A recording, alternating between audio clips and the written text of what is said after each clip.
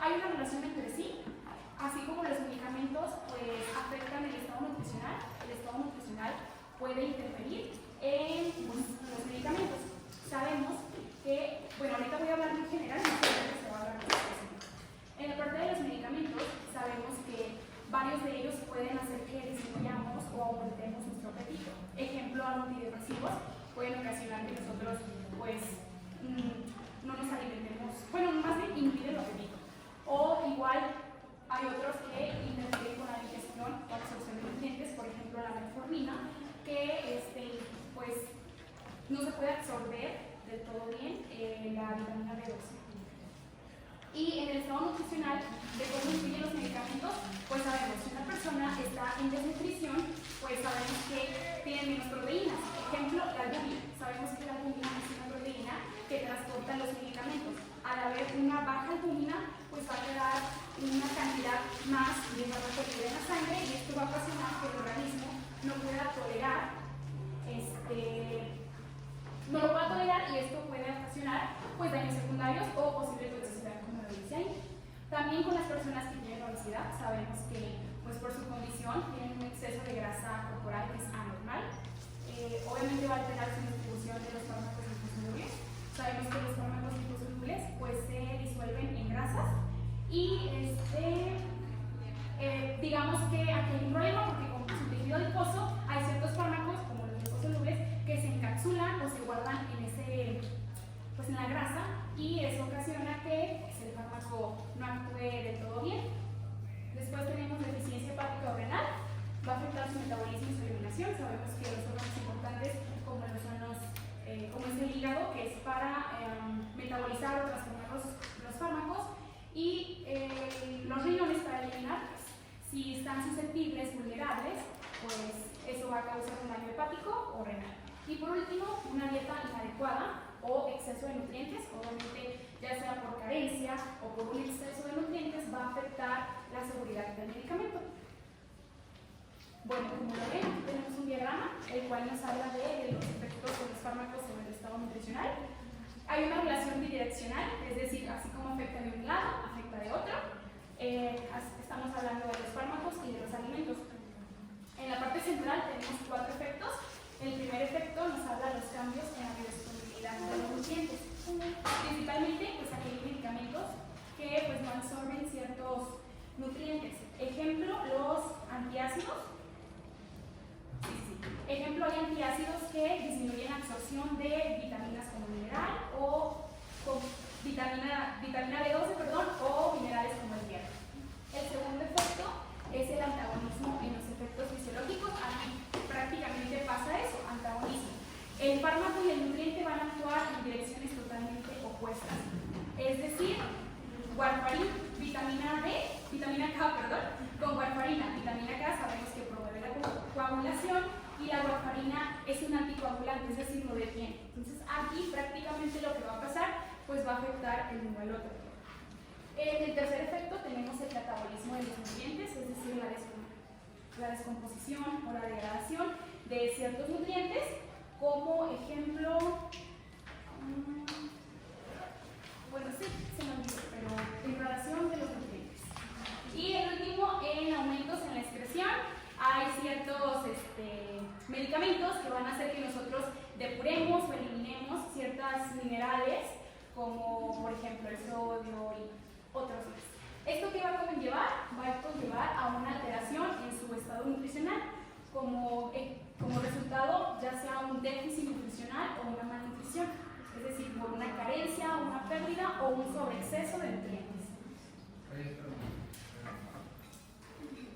Primero de la otra, pero en el ASME dijiste localización, liberación. Una disculpita. En cuanto al ejemplo de degradación, lo mencionaste, de hecho, en el anterior. ¿Qué pasa si algo que requiere que pase por digestión, y en este caso el pH del estómago, en lugar de estar ácido como debería, con un antiácido, ¿qué va a ocurrir con ese pH? Se va a neutralizar o va a ir más hacia la parte neutral o alcalina, ¿sí? Entonces, si necesitaban que por un ácido que fuera una sustancia ya activa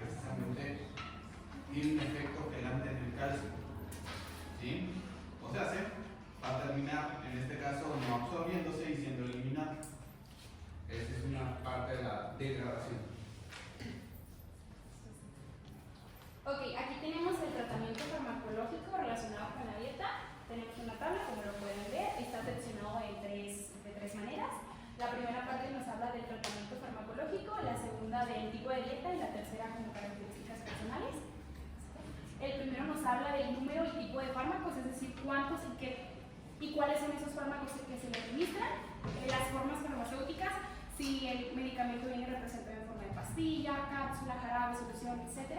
Las características de los principios activos, es decir, si es para tratar, aliviar, curar, etc. La posología, la dosis en la que viene representada el medicamento, la forma de administración, si es vía oral, vía cutánea, vía inyectable, etc. Y la duración del tratamiento, es decir, cuánto va a durar, si es un tiempo corto, un tiempo mediano o un tiempo largo. En la segunda sección tenemos la dieta, es decir, las características de la alimentación, si es pues, rica en nutrientes, si es balanceada, etc. La distribución de las ingestas a lo largo del día, es decir, si cuántas comidas realiza al día, si desayunas, si comes, si cenas, hace 3, 4, 5 comidas o no lo hace. El valor nutritivo es el aporte calórico y el aporte calórico. La distribución de nutrientes, si está seccionado entre proteínas, lípidos y grasas. Y por último, si hay una presencia de un componente no nutritivo, ejemplo, si hace uso de alcohol, de cafeína, aditivos o algo que no esté indicado en su dieta. Y por último, tenemos la parte más personal, conocer al paciente, sus características fisiológicas, como cuántos años tiene, si es mujer, si es hombre, etc. Y sus características fisiopatológicas, haciendo énfasis en si tiene algún daño en algún órgano importante, como lo es función gastrointestinal, sistema hepatobiliar del hígado y la función renal de los riñones. Ok, a continuación vamos a hablar de la clasificación, es decir, la interacción que hay entre un fármaco y el nutriente. Efectivamente, puede ser mediante, se puede clasificar de 3 maneras: por su mecanismo, por su localización y por su efecto. Como lo dije, los medicamentos pueden alterar el estado nutricional del paciente y más aún si ese paciente está o tiene algún indicio de una patología. Obviamente es importante considerar los efectos que puede causar. Hay que individualizar, no siempre va a suceder lo mismo con una persona a otra. Y lo último es identificar la interacción que hay entre el fármaco y el nutrimento y reconocer las implicaciones que tiene el paciente para poder hacer un ajuste a su dieta. Bueno, acerca de los efectos relacionados con los cambios en ingesta, pues hay algunos fármacos que provocan un aumento de apetito y por lo tanto aumentan el peso. Algunos ejemplos de esos fármacos son las benzodiazepinas, las fenotiazinas, antidepresivos, antihistamínicos H1, antiserotoninérgicos, anticonceptivos orales y estrógenos. Esto sucede porque se bloquean los receptores serotoninérgicos. Lo que pasa que la serotonina, como ya lo sabemos, a nivel del sistema nervioso central es un neurotransmisor que induce saciedad. Al bloquearse los receptores, estos que les mencionaba, pues prácticamente se reduce esta sensación de saciedad, por lo que induce más el apetito.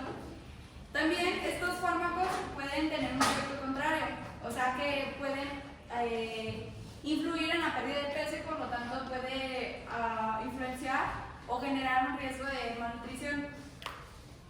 Bueno, como ya lo mencionaba, no solamente los fármacos tienen interacción a nivel cerebral, sino también a nivel del sistema nervioso central, sino también a nivel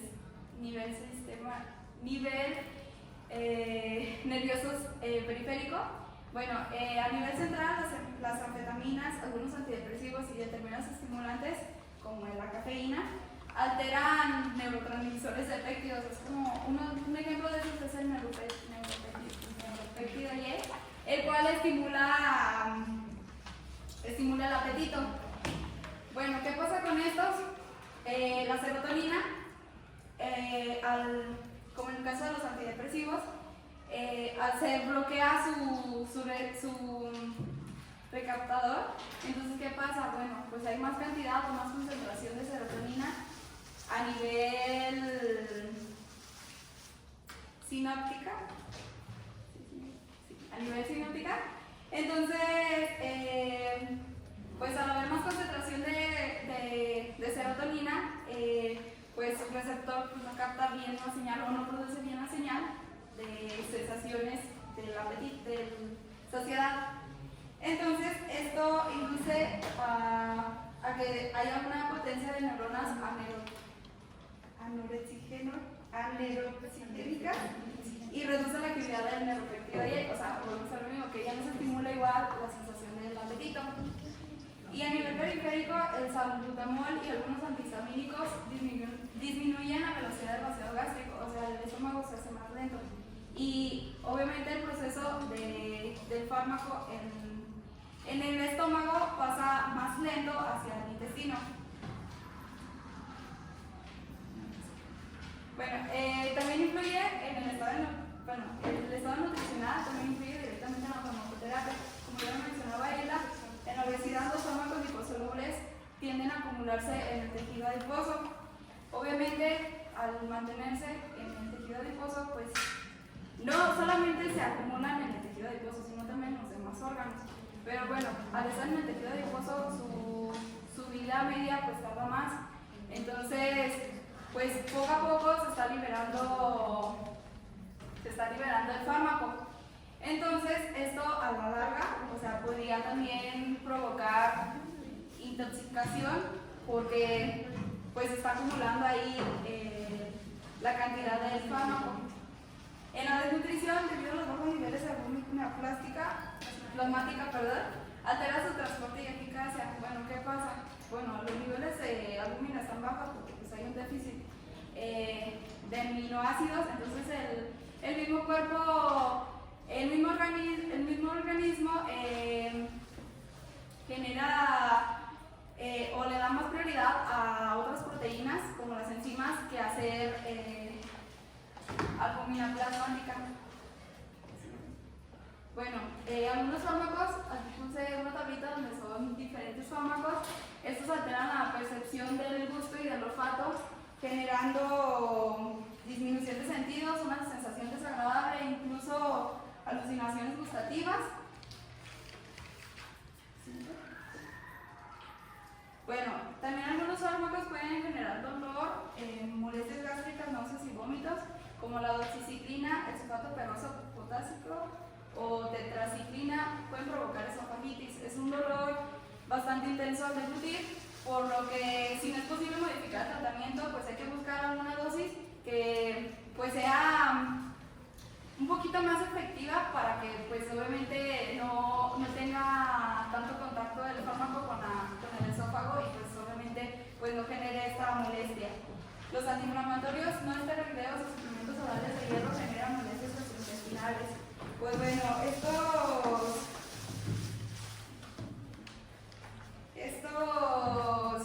pues sí generan malestar estomacal, entonces por eso no es tan fácil como deglutirlos. Bueno, sí es fácil deglutirlos, pero igual va a generar molestia alrededor del estómago. Y los quimioterapéuticos citotóxicos o antirretrovirales, que son los tratamientos para las personas con cáncer, estos pues sí provocan efectos secundarios muy severos como vómitos permanentes. Y pues bueno, no es posible este tratamiento modificarlo o suspenderlo porque pues definitivamente se les tiene que dar. Entonces, pues eso también como dificulta su digestión de alimentos y por ende pues va a provocar una malnutrición también en el paciente. Bueno, yo les voy a hablar sobre la función digestiva. El esófago, bisfosfonatos, tetraciclinas, como bien lo dijo mi compañera, nos irrita la esofágica.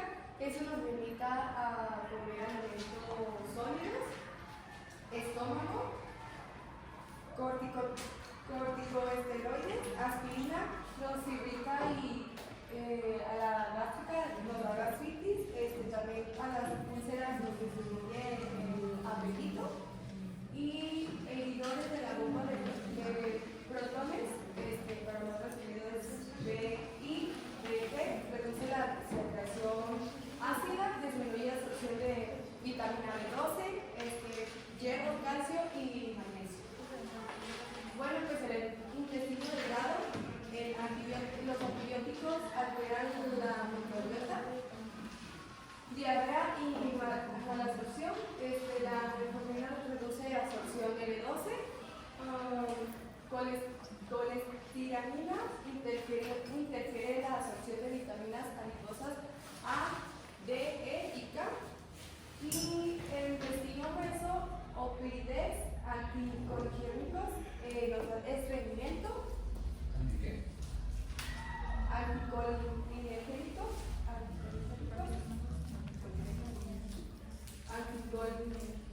anticolinérgicos, estreñimiento y laxantes crónicos, pérdida de electrolitos, sodio, potasio, calcio y magnesio.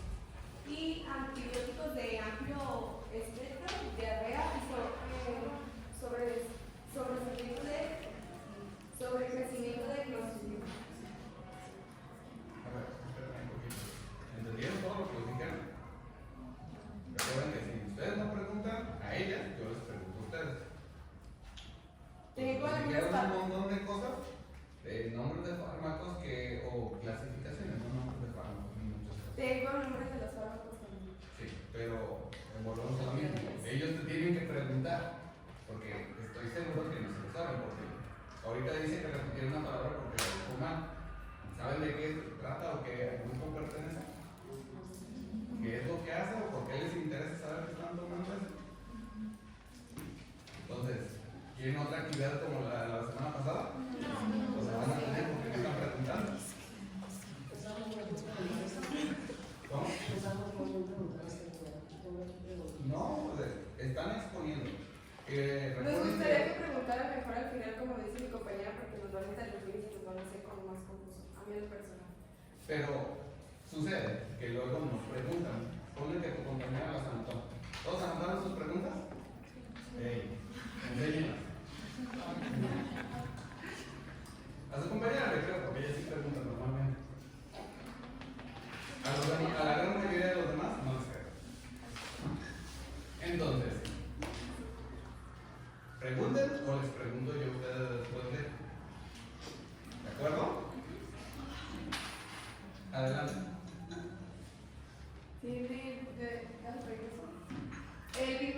Bifosfonatos son medicamentos para tratar osteoporosis y otras enfermedades óseas, ayudando a fortalecer los huesos y reducir el riesgo de fracturas.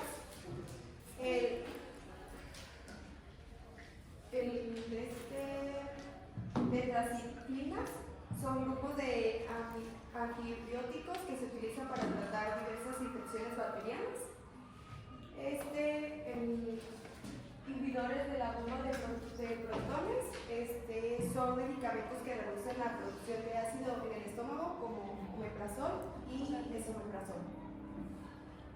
Y corticosteroides son medicamentos antiinflamatorios que reducen la inflamación y el dolor. Colesteramina, que es de intestino delgado, es un medicamento utilizado para reducir los niveles de colesterol en la sangre. Y del intestino grueso, opioides, son medicamentos que se utilizan para aliviar el dolor intenso. ¿Y eso me puedes repetir las dos primeras? Sí, la de Es que quiero bifosfonatos. ¿Cómo? Bifosfonatos es del esófago.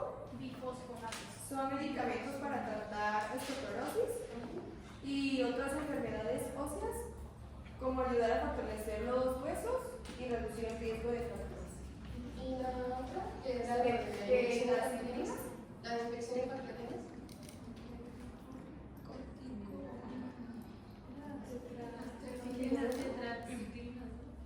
¿Cuál? Las dos primeras son las de Tetraciclinas es tetraciclinas. antibiótico, ¿sí?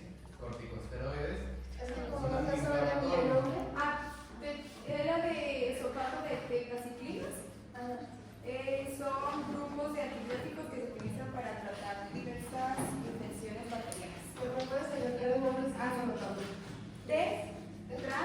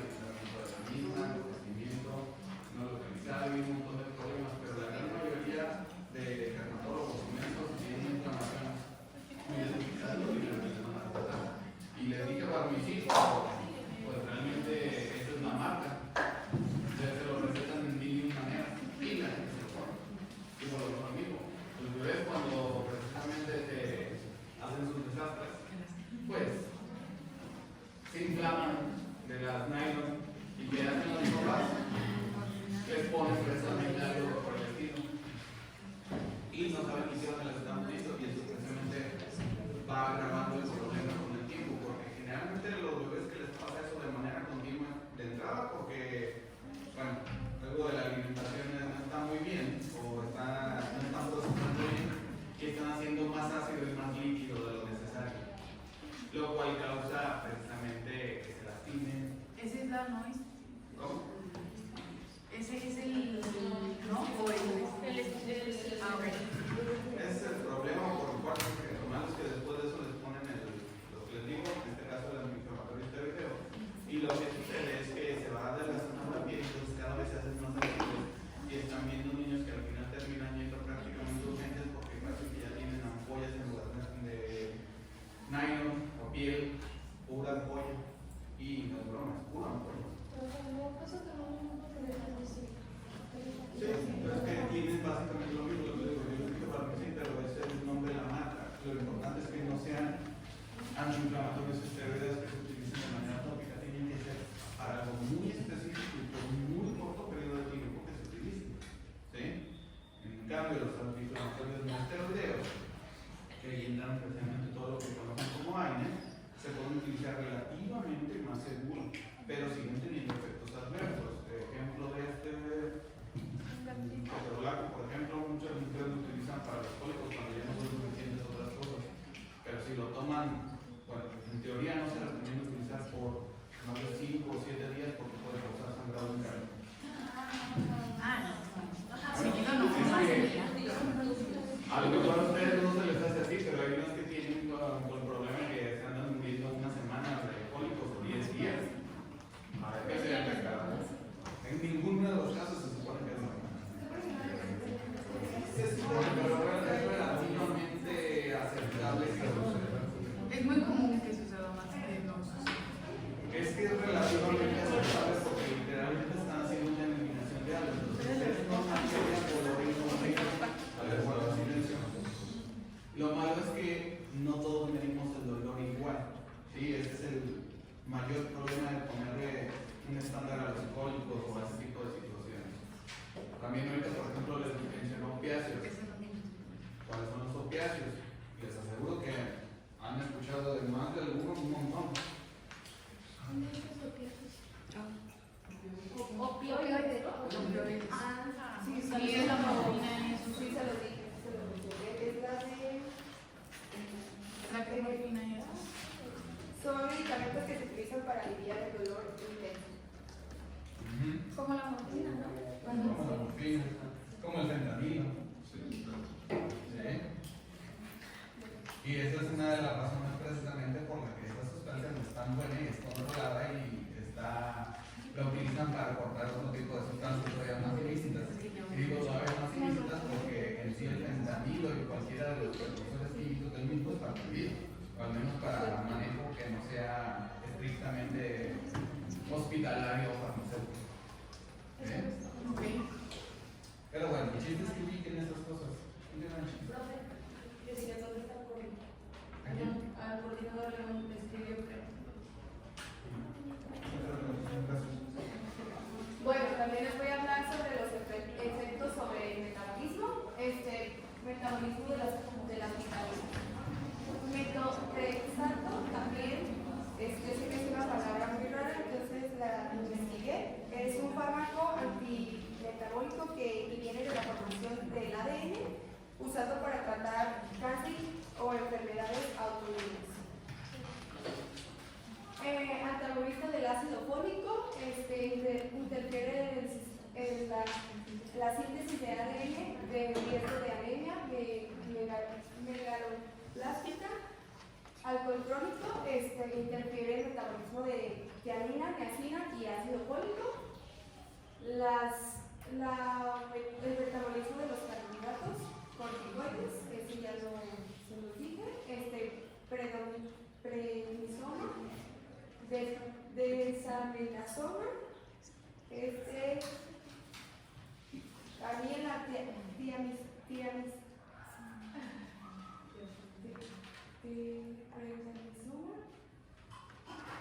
son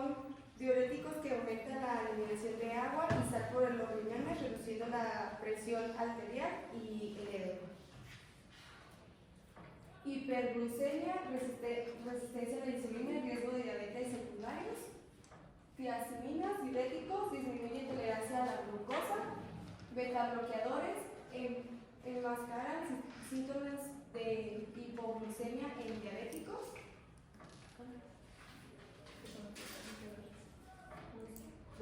Beta bloqueadores son medicamentos que bloquean los efectos de la adrenalina sobre el corazón, reduciendo la presión arterial, la frecuencia cardíaca y el riesgo arrítmico.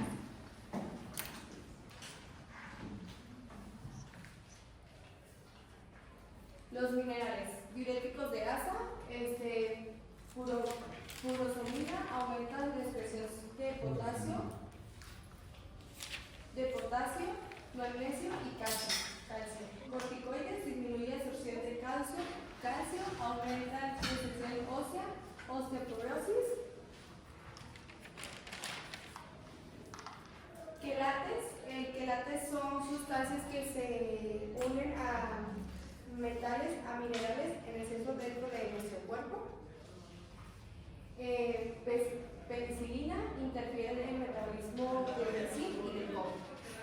Y el metabolismo de proteínas. Corticoides favorecen metabolismos proteicos, pérdidas muscular y de la dignidad. Quimioterápicos son los medicamentos utilizados para destruir o inhibir el crecimiento de células anormales, especialmente las células cancerosas. También se le llaman fármacos citotóxicos. Aumentan requerimientos proteicos por reparación tisular y estrés metabólico. ¿Quieren de alguna de estas que ¿Me puedes repetir la de diuréticos de ácido? La primera. La primera. De minerales. La de minerales, diuréticos de ácido. La de... Sí, ya. Son sustancias que se unen a metales o minerales en exceso para nuestro cuerpo, dentro de nuestro cuerpo.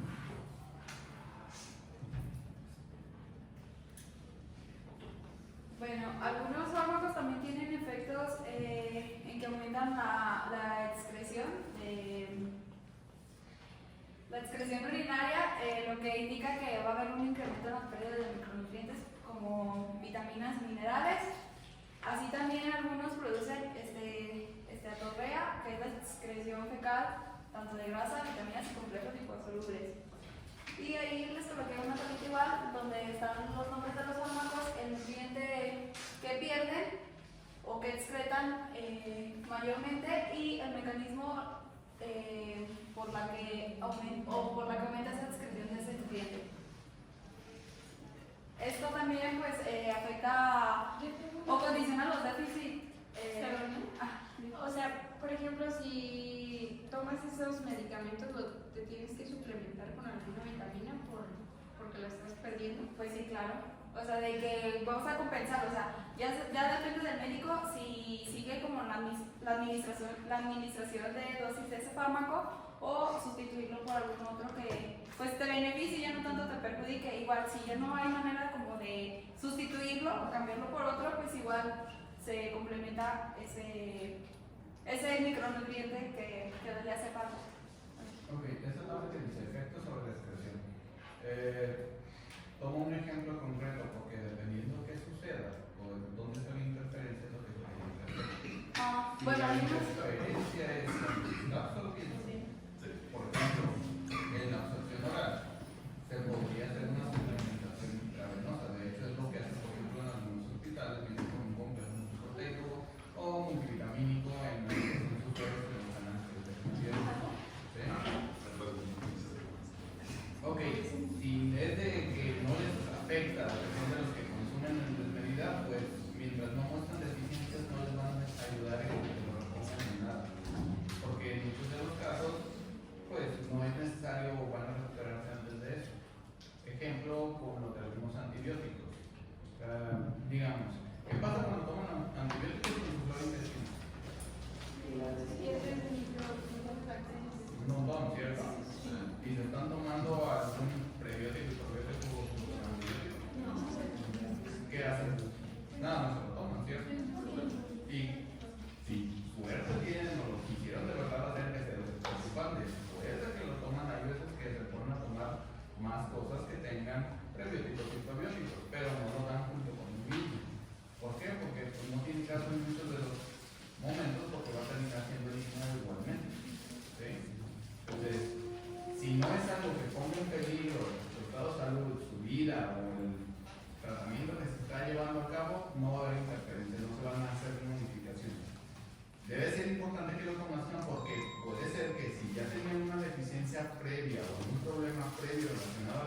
conciencia de X de lo que va a pasar, entonces sí es a tomar en cuenta porque una deficiencia va a empeorar en algo grave y se tiene que sustituir posteriormente o suplementar, como lo decía ya su compañero, pero va a depender de la situación. Normalmente el médico es el que debe entender esa situación, y digo normalmente, pero no siempre sucede, ¿de acuerdo? Entonces también es su responsabilidad estar vigilando ese tipo de interacciones. ¿Es responsabilidad del médico? Sí, pero también de ustedes en dado caso que atiendan pacientes en esta índole, tanto de manera en consulta privada como en hospitalaria. Ahí ustedes y los médicos son responsables. Los que no son responsables que están en atención por los mismos son enfermeros o personal, por ejemplo, que no tenga un tratamiento o un trato directo con el paciente. Pero ustedes sí. Por ejemplo, han dicho de la metformina, que es la vitamina B12. En ese caso, se supone que por la toma ya casi de por vida, ¿no? ¿Sí? Y ahí, ¿Los suplementan o...? ahí sí. Pues justamente, como acababa de mencionar, o sea, de que pues incrementa la pérdida de la excreción de estas vitaminas y minerales. Entonces, pues esto condiciona déficits. Entonces, pues esto también altera pues el estado nutricional del paciente, y por eso es que, como quien dice, tiene que estar tanto al pendiente de su médico como nutriólogo de que no haya deficiencias de estos nutrientes. Bueno, y pues bueno, como para dar una pequeña conclusión acerca de esto, pues los fármacos tienen efectos en el estado nutricional o porque la prescripción del medicamento no es la adecuada o porque se emplea en tratamientos crónicos, que es normalmente cuando les hablamos de eso de que donde se aumentaba el apetito, o se utiliza mal o se abusa de él. Entonces, también pues es condicionante el estado fisiopatológico del paciente, porque no nomás depende de que si le vamos a dar este fármaco y ya, no, también tienes que saber en qué estado se encuentra el paciente para poder administrarle y darle pues un buen tratamiento a lo que padezca. Por lo tanto, también es recomendable hacer una valoración del estado nutricional e identificar en qué momento pues, es el más recomendable para pues, darle o administrarle estos tipos de fármacos y que no haya pues, alguna situación de riesgo a su estado nutricional. Bueno, ahora vamos a abordar patologías que se pueden ver en el estado nutricional. Bueno, como por lo tanto, o sea, si hay una influencia mutua entre la alimentación y las pautas farmacológicas, pues como mencionaba, llegan a afectar el estado nutritivo, al igual que la disponibilidad o la farmacocinética del fármaco, así como su seguridad y el efecto terapéutico. Bueno, aquí puse una manera en la que se pueden categorizar estas interacciones. Es el factor principiante, como la alteración del estado nutricional. Sobre el fármaco, este tiene un fracaso en el tratamiento farmacológico. Otro factor sería el alimento, el componente del alimento. Sobre el fármaco sería un fracaso del tratamiento farmacológico. Ahora sí, un poquito más detallado, el nutriente específico u otro ingrediente de su suplemento nutricional sobre el fármaco tiene un fracaso igual. Y bueno, el fármaco sobre el estado nutricional, pues hay una alteración en el estado nutricional del paciente, que es lo que a continuación, más adelante lo van a explicar mis compañeras. Y así como el fármaco sobre el nutriente específico, una alteración en el estado nutricional. Ok, vamos a hablar de bajo peso. Pues es un déficit de nutrientes y de energía, pues puede estar relacionado con desnutrición, con falta de apetito, con mala absorción, enfermedades crónicas o mala absorción. Sabemos que las personas que tienen bajo peso pues tienen una menor reserva de grasa y de grasa y de músculo, perdón, lo que pues las hace más susceptibles o más vulnerables ante infecciones, fatiga u otras cosas.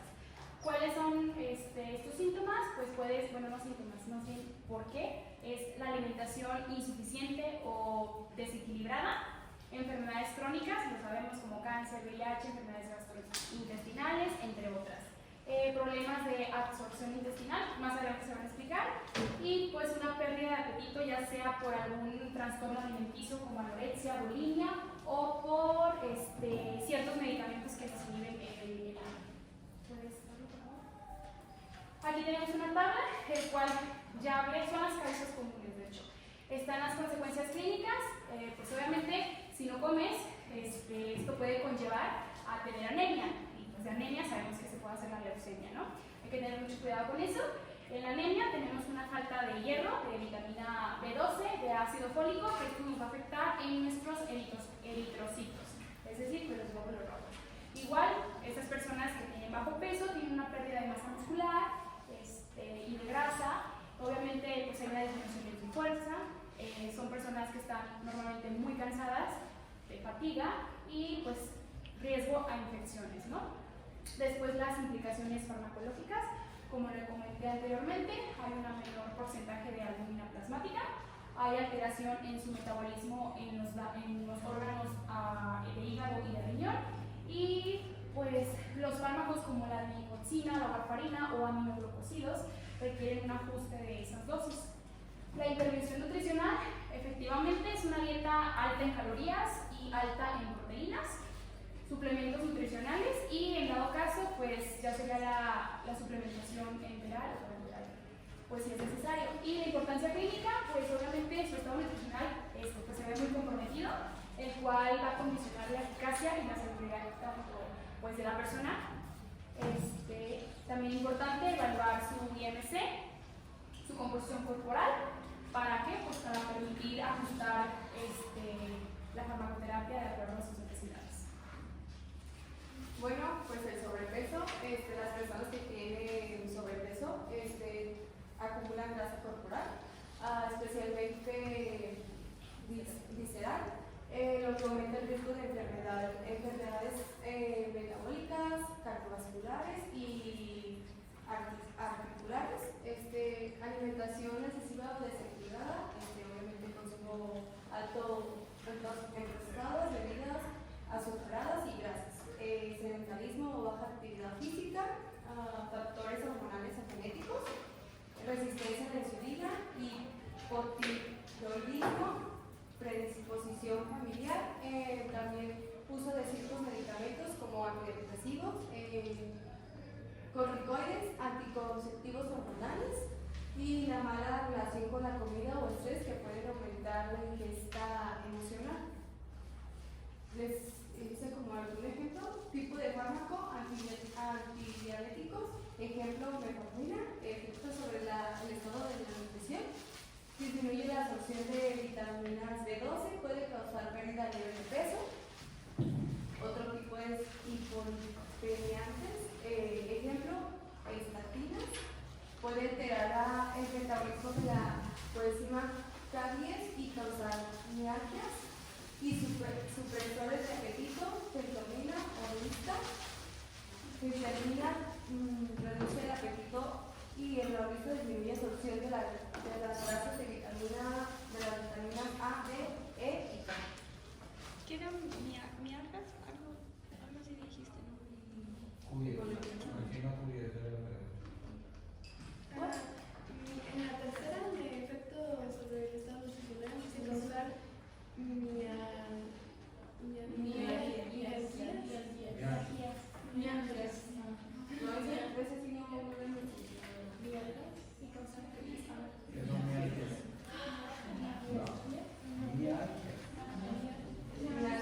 ¿Qué son qué?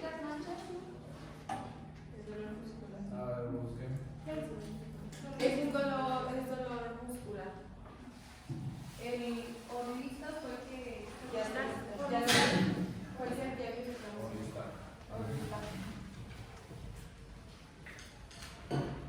Ok, tenemos un caso clínico para que quede un poquito más entendible.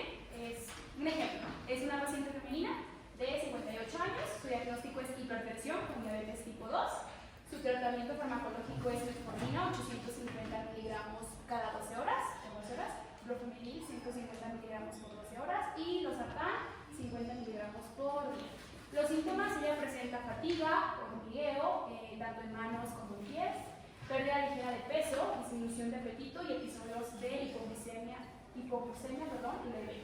La interpretación, efectivamente hay una deficiencia de la vitamina B12 inducida por la metformina junto con una disminución de la ingesta energética y una posible alteración del potasio por el uso de los sartán para la presión, para la hipertensión. El tratamiento nutricional, pues efectivamente sería un plan nutricional equilibrado en sus micros y en sus macros, una suplementación de vitamina B12 según la indicación médica, ya sea oral o inyectable. Obviamente mantener los horarios regulares de la ingesta y de la medicación y pues monitorear su glucosa, el peso y los niveles de vitamina B12 periódicamente.